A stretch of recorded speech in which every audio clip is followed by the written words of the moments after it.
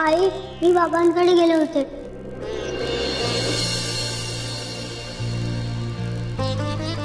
मी आपल्या रूम मध्ये नव्हती ना बाबा.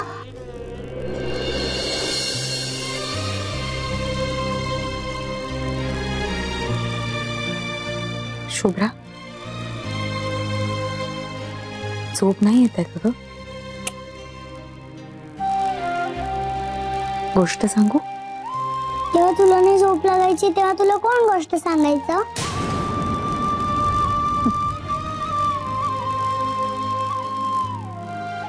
दिवसभर काम करून मी एवढी थकते, मला लगेच झोप लागते. पण आता तर तू जागी आहेस. आता लगेच लागेल ना मग झोप मला. आई, मला माझ्या बाबांची आठवण येते. शुभ्रा, तुला सांगितलंय मी की तो विषय या घरात नकोय मला. आता इथे कुठे दुसरं कोण आहे? माझ्या समोर सुद्धा नको. तुला नाही येत बाबांची आठवण?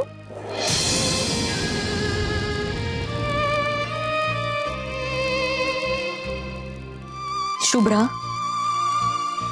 झोप आता. रात्रीची भुणभुण नकोय मला.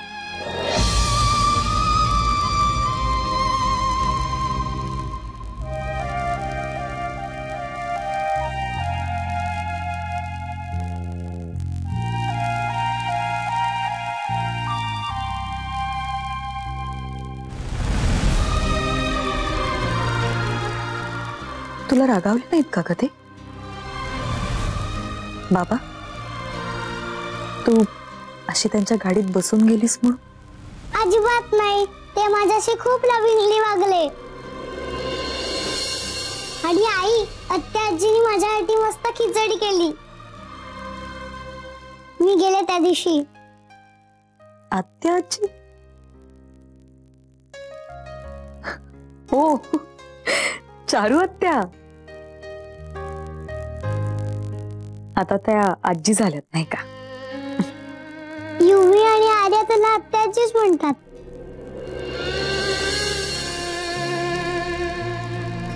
आर्या कशी आहे ग ती? माझ्या एवढी छान नाहीये, पण छान आहे. तिने मला चॉकलेट दिलं. बाबांनी तिला सांगितलंय शेअर केलं की चॉकलेट जास्ती गोड लागतो.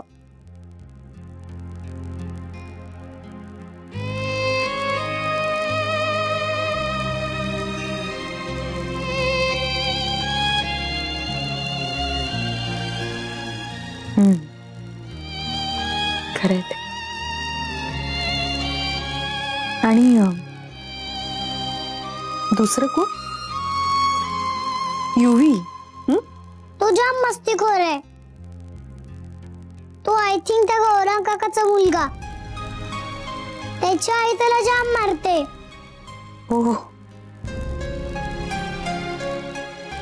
म्हणजे गौरांग भाऊजी आणि नेत्राचा मुलगा युवी. अजून कोण कोण भेटलं का तुला? मंजुषा आत्या. त्या खूप गोड आहेत. म्हणजे त्या अजूनही तिथेच राहतात? नाही, त्या बाबांच्या घरी नाही राहत. त्या जवळच राहतात. त्या आणि काका. काका? ते काका आहेत ना, गोरे गोरे ब्ल्यू आईज वाले. हो.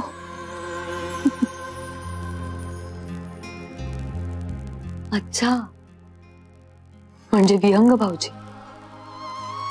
माय गॉड, विहंग भाऊजी आणि मंजुषाचं लग्न झालं. आणि आजी? ती आजी आहेत ना, पूर्ण आजी सारख्या बोलतात विलेज लँग्वेज मध्ये. आई, तू पण मोठ्या घरात राहत होतीस? फक्त मी नाही, आपण दोघी. म्हणजे ते माझं पण घर आहे आई. तुझ्या बाबांचं घर आहे बाळा. पण बाबा माझे नाही आहेत, ते आर्याचेच आहेत. ते तिचे खूप लाड करतात, माझं नाही करत. शुभ्रा, झोप आता. आपण त्या घरात परत कधीच जाणार नाही आई. नाही, का? कारण मी सांगते म्हणून. पण तू शुभ्रा, गुड नाईट.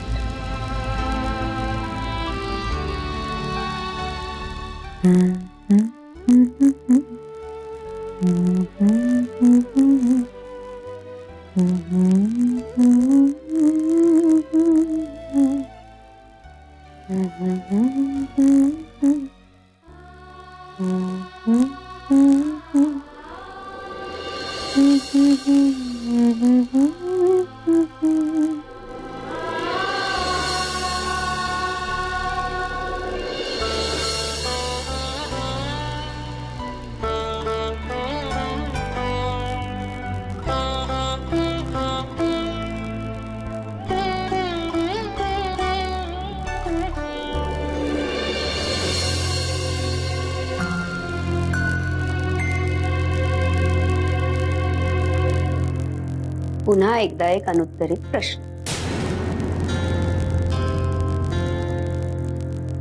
मला काय म्हणालीस?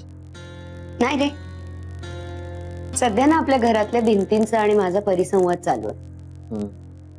कारण मला जे म्हणायचं असतं, बोलायचं असतं, फक्त या घरातल्या भिंतींनाच ऐकू जात आणि कळत. बाकी कोणाला काही कळून घ्यायची गरजच वाटत नाही. त्याच्यामुळे Netra, what is the point? The point is, ती मुलगी कोण होती, कुठली होती, तिचे आई वडील कुठे राहतात, तिच्या घरचा पत्ता काही कळलं? मला कळलं असतं तर तुला नसतं का कळलं? म्हणूनच म्हणलं ना, पुन्हा एकदा एक अनुत्तरित प्रश्न. काही दिवस घरातले लोक चर्चा करतील आणि नंतर विसरून जातील. मग आता काय करूया असं म्हणणं आहे तुझं? पोलीस कंप्लेंट, जी खरं तर खूप आधीच करायला पाहिजे होत्या. नेत्रा, पण दादाने तेव्हा पोलीस कंप्लेंट नाही केली कारण मला माहितीये, सगळी कारणं माहिती आहेत ना.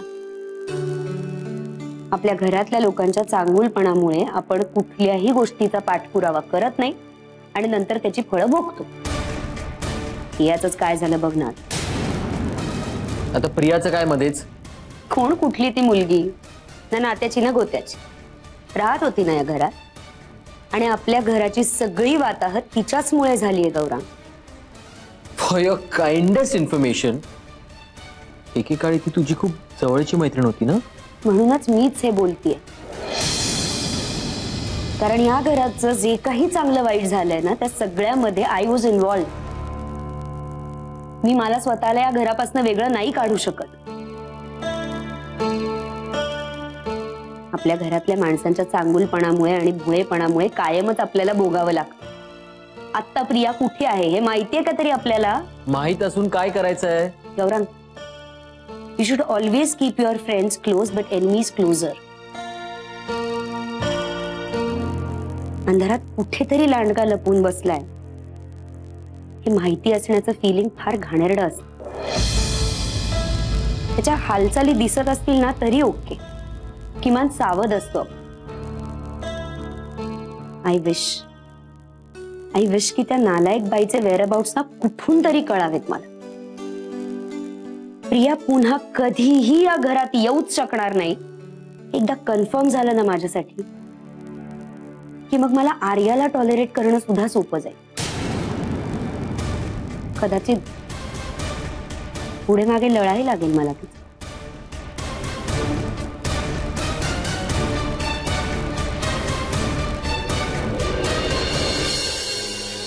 संपलं ना सगळं. मग आता काय गरज आहे त्या लोकांबद्दल जाणून घेण्याची?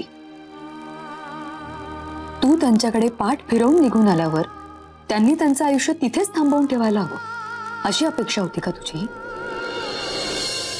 सत्यजितनं दुसरं लग्न केलंय. त्यांच्या त्या बायकोवरही त्यांनी तितकंच प्रेम केलं असेल का जेवढं माझ्यावर? चला, म्हणजे तुला हे तर मान्य आहे की त्यांचं तुझ्यावर प्रेम होतं. त्यांची ती बायको गरोदर असताना त्यांनी तिचेही तसेच लाड पुरवले असतील का, जसे माझे? का करते मी हा विचार? संबंध काय माझा?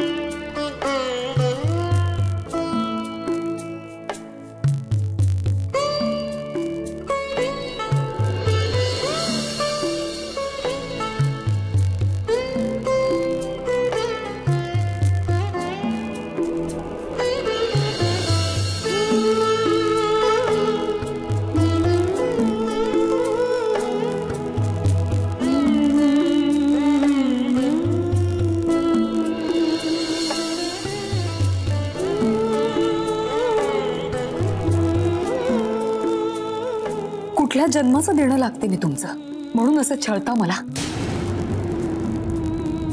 जेव्हा होतात तेव्हाही त्रास दिलात आणि आता नाही आहात तेव्हा सुद्धा.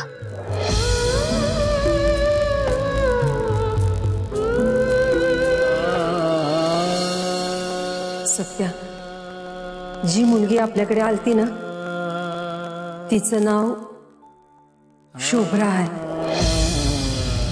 दादा, तू आता ऑफिसला जाणार आहेस का? दादा, तू आता ऑफिसला जाणार आहेस का? नाही, तुझ्या ऑफिस जवळ माझी एक मीटिंग आहे, मला ड्रॉप केलं असतंस ना? हो, सोडतो ना तुला मी.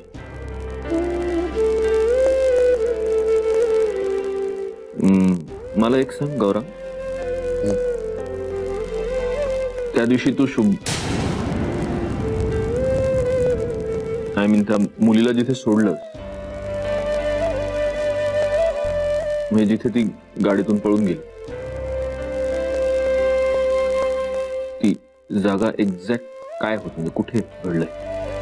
एक्झॅक्टली मला पण नाही माहिती. पण तू काहीतरी पाहिलं असेल ना आसपास, रस्त्याचं नाव, चौकाचं नाव, काहीतरी पाहिलं असेल. पण तू हे सगळं आत्ता का विचारतोय? मी का विचारतोयस ते राहू दे, मी विचारलेल्या प्रश्नाचं उत्तर दे फक्त गौरव. दादा, मला खरंच नाही माहिती. हे बघ, ठाण्यात शिरल्यापासून आहे ना, ती मुलगीच मला रस्ते सांगत होती. त्यामुळे माझं काय फार अरे रस्त्यांच्या नावांकडे लक्ष नाही गेलं. गौरांग, पण मी तुला सांगितलं होतं की तिचा एक्झॅक्ट काय पत्ता आहे तो माहित करून घे. अरे हो दादा, पण मला माहिती होतं का ती मुलगी माझा डोळा चुकून निघून जाईल? पण मग आसपास काही लँडमार्क काही बघितलंस का तू? आसपास? अरे हा, एक फ्लायओव्हर होता आणि इनफॅक्ट हायवे पासून काही फार लांब नव्हतं. म्हणजे ठाण्यात शिरल्यानंतरच काहीतरी तो फ्लायओव्हर लागला होता. आय थिंक काहीतरी हा पोखरण रोड अशी काहीतरी पाठी मी बघितली होती.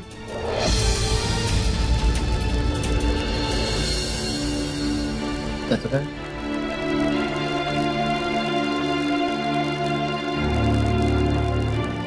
पोखरण रोड नंबर 1 की 2? मला नाही आठवत. गौरांग, इथे 2 पोखरण रोड आहेत, मॅपवर दाखवते, त्याच्यापैकी कुठला? नाही माहिती. ठीक आहे, जाऊ दे, मी बघतो. बघतो म्हणजे त्या मुलीचा नेमका पत्ता काय, ती कोण होती हे कळायला नको का आपल्याला? अरे दादा ह्या सगळ्याची आता टाइमपास नको करूस, चहा संपव पटकन, मी ड्रॉप करेन तुला. चल. दादा नाश्ता. नाही नको नाश्ता. पण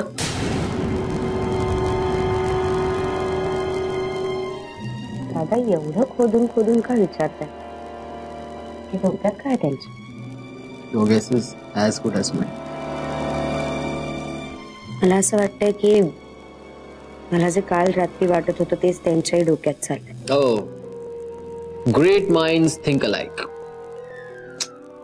तू उगाच मस्करी करू नका माझी. दिवसभर तेच चाललेलं असतं तुझं. थट्टा फक्त दिवसभर करतो आणि रात्री फक्त प्रेम. असलं काहीतरी मूर्खासारखं जोर जोरात बडबडतोस आणि मग ते तुझं पोरगा ऐकतं, चार चौकात लाज काढतं आपली. कळत नाही काय नाही. चहा हवाय का तुला? हा, आज जाऊन घ्यायचा. हा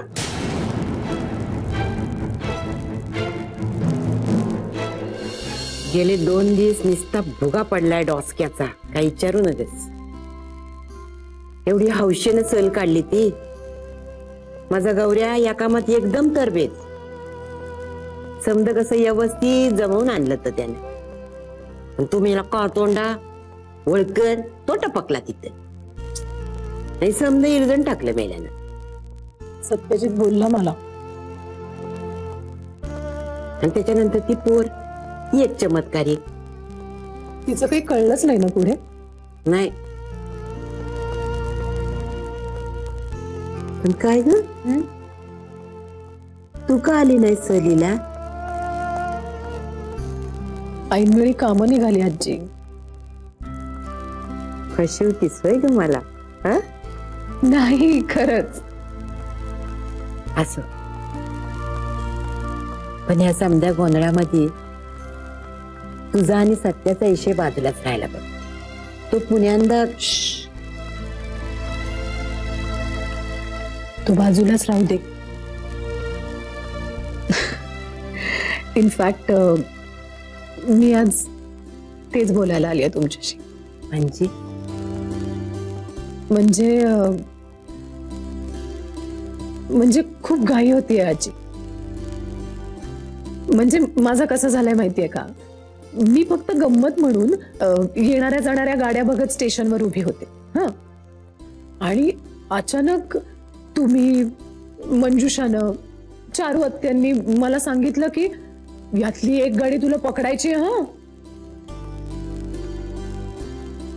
आणि मग उगाचच घाई गडबड, गोंधळ, भीती, अँझायटी, आणि मग काही कारण नसताना सुद्धा. कारण नसतं ना. सत्या तुला आवडत नाही.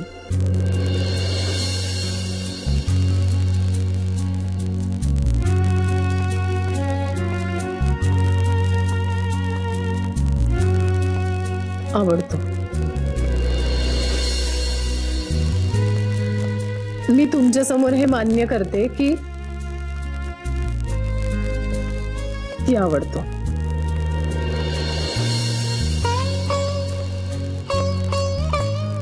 मलाही आवडेल कोणाबरोबर तरी संसार करायला. मनापासून रमेन मी खरंच. त्या माणसाला, त्याच्या घरच्यांना सुखात ठेवेल. मी सुद्धा सुखात राहीन. हे सुद्धा हवं होतं आजी मला. आणि हे सगळं ज्याच्यासाठी करायचं तो माझा सगळ्यात जवळचा मित्र असेल तर आणखी काय हवंय. मग तटलंय कुठं? आजी, सत्यजित कडनं असं काहीच सिग्नल नाहीये. आमची 7-8 वर्षाची ओळख आहे.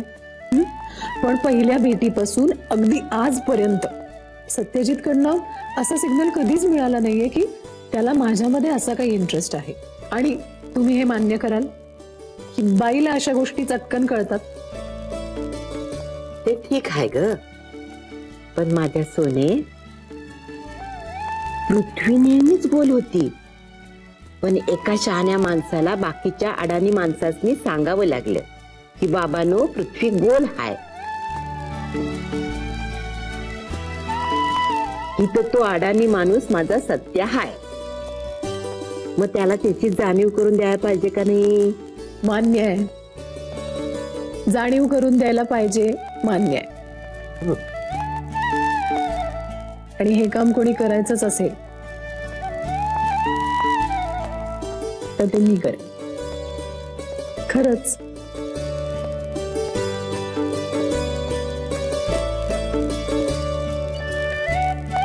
मी बोलेन त्याच्याशी. गेले 2-3 दिवसात आम्ही भेटलोही नाही, बोललोही नाही, पण एका अर्थी बरं झालं ते. माझा विचार करायला वेळ मिळाला जरा. खर तर मनात चाललेली घालमेल शांत करायला वेळ मिळाला. त्यामुळे शांतपणे बोल. तुला भीती वाटते तुझी मैत्री तुटेल म्हणून?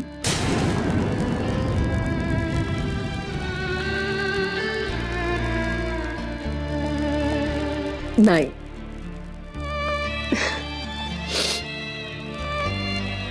आपल्या मंजुषा मॅडमनी मला त्यासाठीचा गुरुमंत्र दिलाय ऑलरेडी.